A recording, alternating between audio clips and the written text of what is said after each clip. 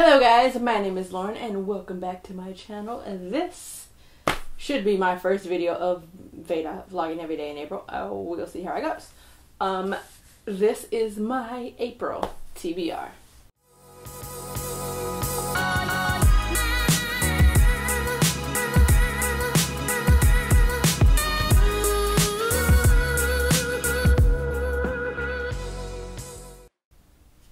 Okay, I'm going with a bit of a theme here this month. I have chosen to read books with a bunch of badass heroines. Actually, when I planned this out, I was like, I want to read a bunch of books about bad bitches this month. Know why? Because it is my birthday month. Oh yes, oh yes. I'm ready. I am going to be celebrating all fucking month because it's my 30th birthday. Anywho, no panic. It's fine. It's cool. It's cool.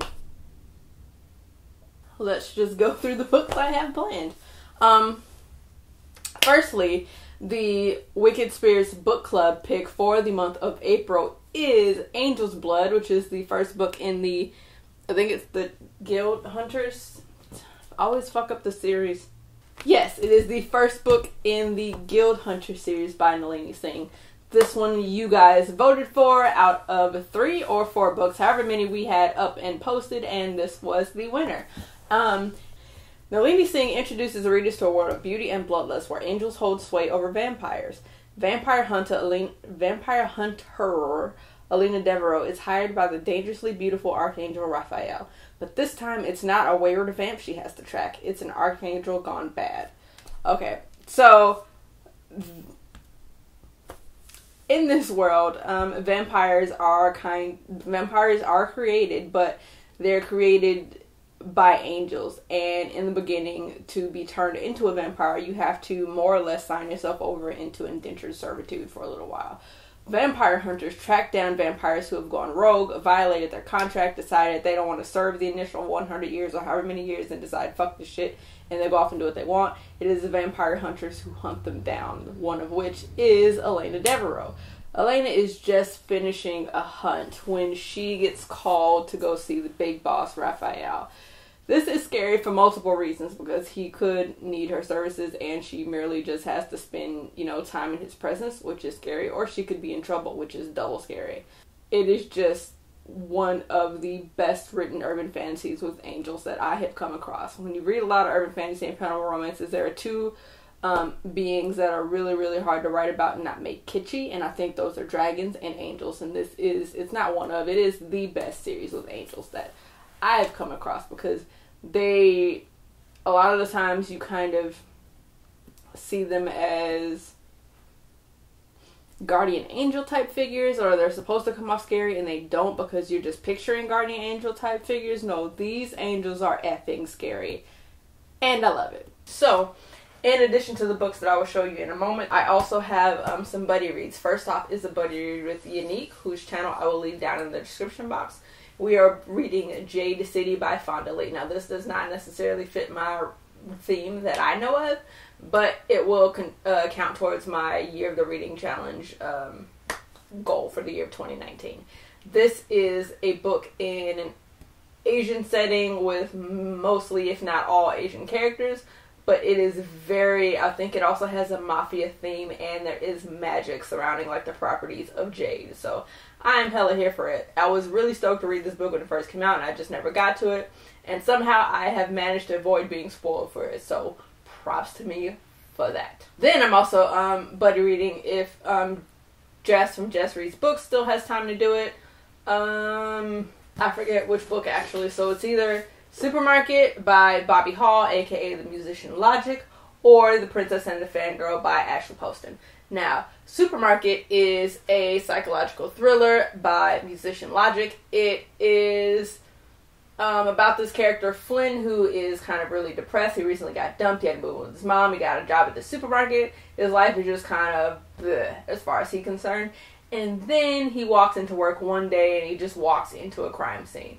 So everything just takes off from there. It's supposed to be pretty dark and psychological, so I'm really kind of excited to see how this goes.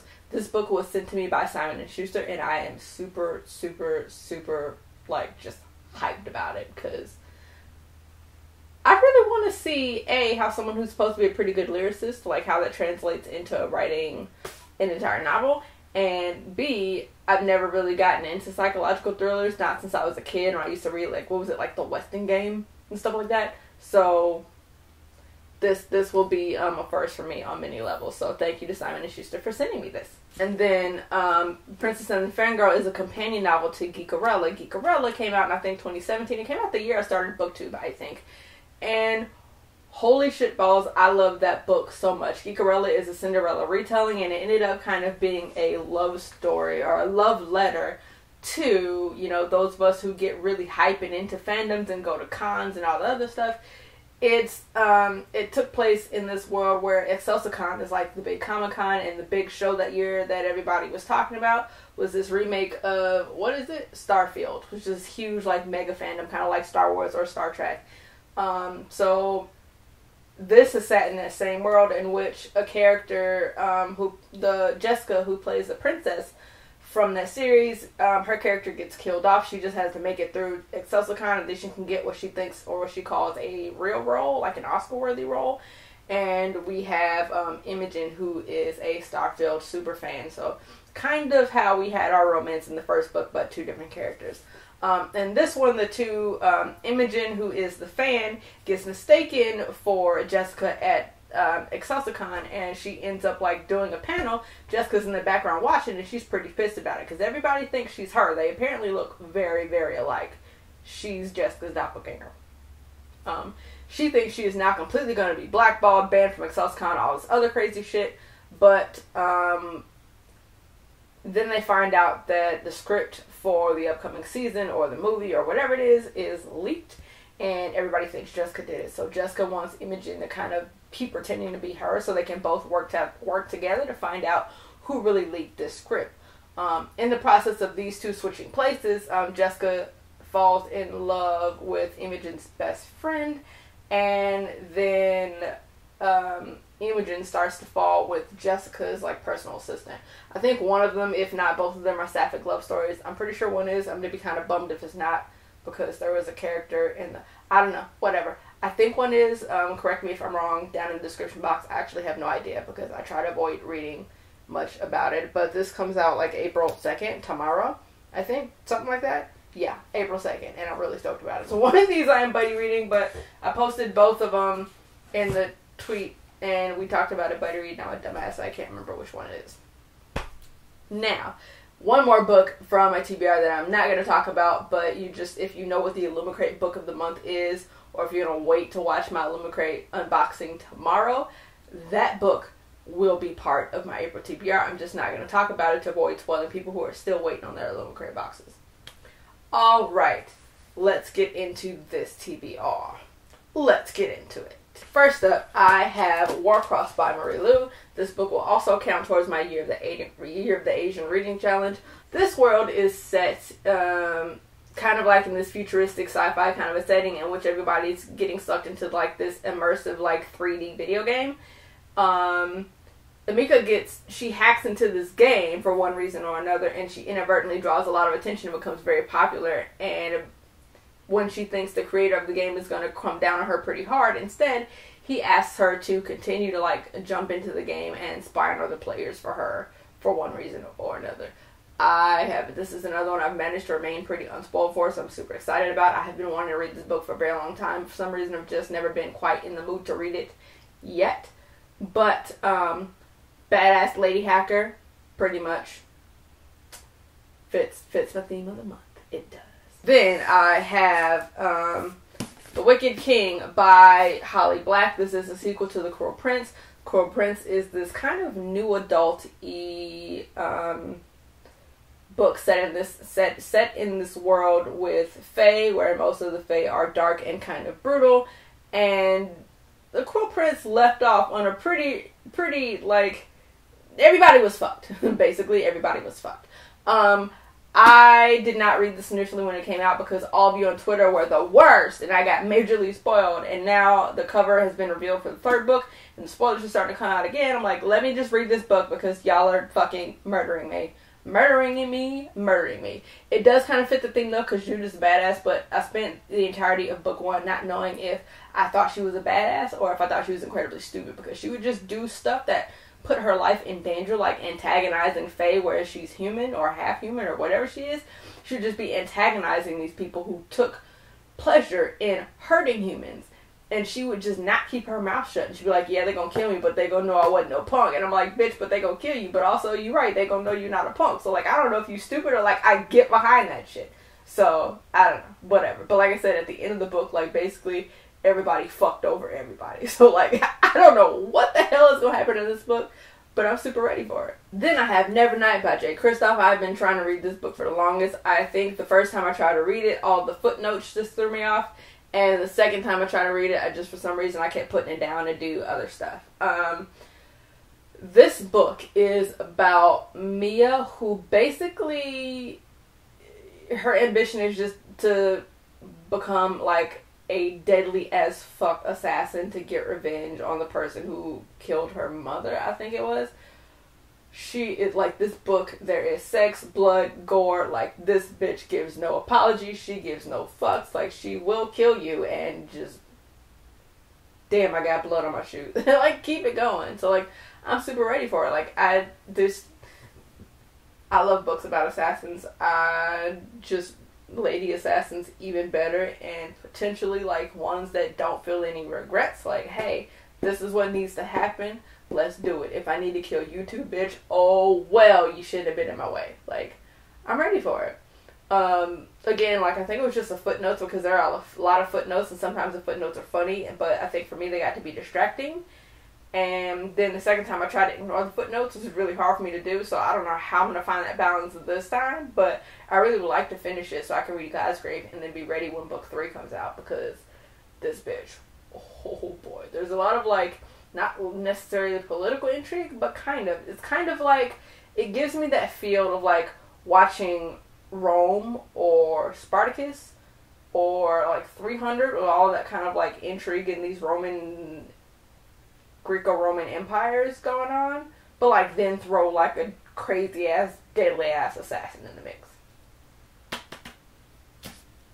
And then, lastly, I have Vigil by P.B. Obeng.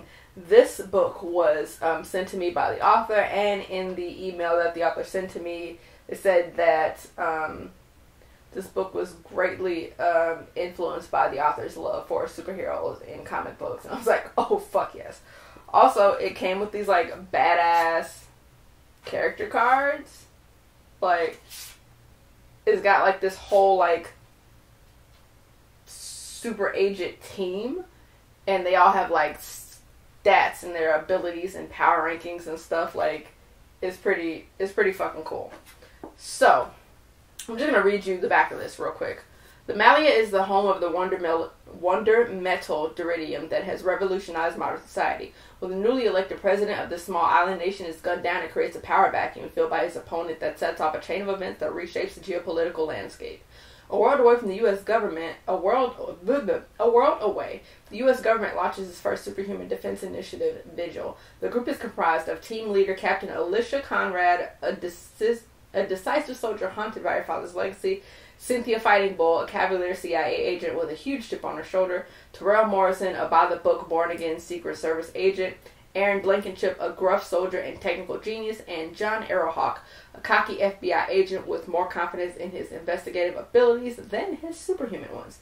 Vigil's first assignment ensnares them in a conflict that intersects with the events surrounding the Lamalian's president's murder, ultimately leading them to the realization that everyone has an agenda.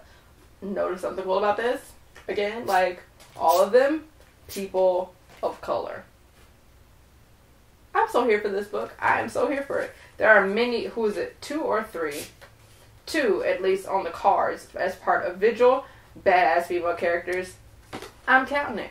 I may or may not add books. Y'all know how I do with these TBRs. Intentions are well-meaning, but they tend to get away from me.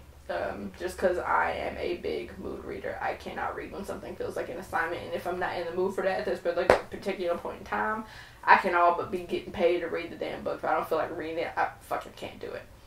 I'll also be finishing, like, the The Gilded Wolves, Priory of the Orange Tree, Aisha at Last, which is a Muslim Pride and Prejudice retelling, and The Kingdom of Copper. But I've talked about those in multiple. I just didn't want to talk about them again. I haven't finished them, so I will get to them. But these also. I am one of those people, BT Dubs, that celebrate my birthday all month because this is a milestone birthday, so get used to it. Get into it. Eat it. Thanks for watching this video, guys, and I will catch you all later. Bye.